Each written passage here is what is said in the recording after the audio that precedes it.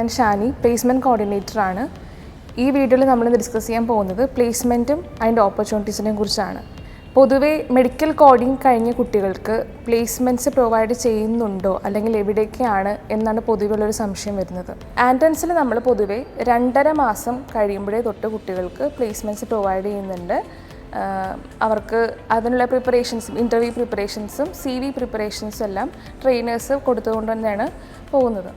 2.5 മാസം കഴിയുമ്പോൾ തന്നെ ഇവർക്ക് റെപ്യൂട്ടഡ് ആയിട്ടുള്ള കമ്പനികളിലേക്ക് നമ്മൾ ഇൻ്റർവ്യൂ ഷെഡ്യൂൾ ചെയ്ത് പ്ലേസ്മെൻറ്റ്സ് ചെയ്യുകയാണ് പതിവ്.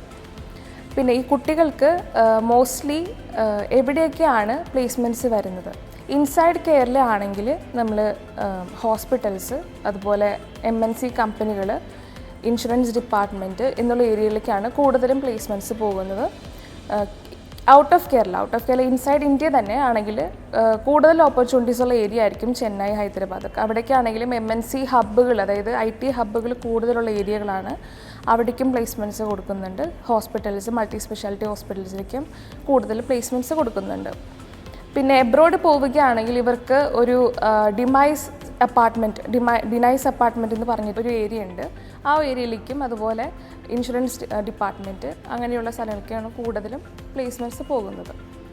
നോർമലി കുട്ടികൾക്കൊരു സാലറി പാക്കേജസ് എന്ന് പറയുന്നത് 10,000 rupees to 15,000 ആണ് കൂടുതലും ഫസ്റ്റ് സാലറി അല്ലെങ്കിൽ ഫ്രഷേഴ്സിനുള്ള സാലറി എന്ന് പറയുന്നത്.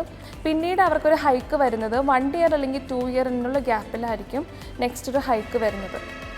പിന്നെ പുറമെ ഒരു എബ്രോഡൊക്കെ ആണെങ്കിൽ UAE പോലെയുള്ള GCC കൺട്രീസിലാണെങ്കിൽ അവർക്കൊരു 60,000 to 80,000 ആണ് അവരുടെ ഫ്രഷർ സാലറി എന്ന് പറയുന്നത്. പിന്നെ എക്സ്പീരിയൻസ് ആകുന്തോറും അവർക്കൊരു 1 lakh to 2 lakh സാലറി അവർക്ക് ഇൻ ഹാൻഡ് കിട്ടും. ഇതിൻ്റെ കൂടെ തന്നെ ഇവർക്ക് ESI, PF, മെഡിക്ലെയിം എന്നുള്ള കാര്യങ്ങളൊക്കെ ഇവർക്ക് കിട്ടുന്നുണ്ട്.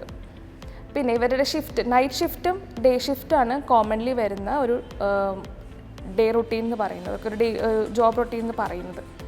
അപ്പോൾ അതിൽ മോസ്റ്റ്ലി 9 to 5 ആണ് ഇവരുടെ മോർണിംഗ് ടൈമും. ഈവനിങ് വരുന്നത് 6 to നെക്സ്റ്റ് മോർണിംഗ് 4 o'clock വരെ ആയിരിക്കും ഇവരുടെ ഒരു നൈറ്റ് ഷെഡ്യൂൾ വരുന്നത്. പിന്നെ ചില കൺട്രികളിൽ ഇവർക്ക് അക്കോമഡേഷനും അതുപോലെ ക്യാബ് എല്ലാം കമ്പനി തന്നെ പ്രൊവൈഡ് ചെയ്യും.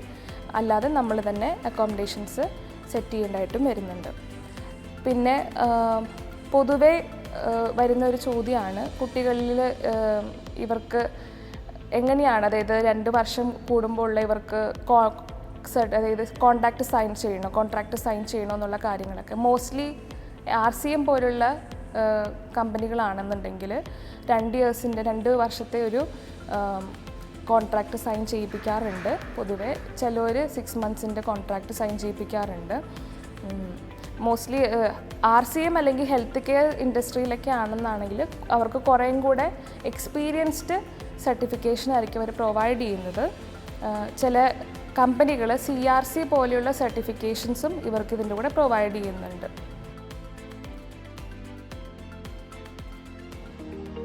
Anton's Medicode, Kerala's fastest growing medical coding academy.